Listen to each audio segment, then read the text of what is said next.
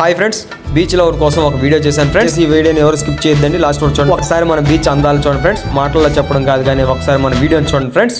అలా సరదాగా బీచ్ నుంచి స్వర్ణముఖి నది నడుచుకుంటే వెళ్తూ ఉంటే దారిలో మనకు చాలా విలువైన వినోదాన్ని కల్పించే చాలా కనబడతాయి ఫ్రెండ్స్. అలాగే ఎండ్రకాయలు, గుల్లలు, పక్షులు చాలా కనబడతాయి. ఒకసారి ఈ వీడియోని మీరు చూడండి ఫ్రెండ్స్, లైక్ చేయండి, ఫాలో చేయండి.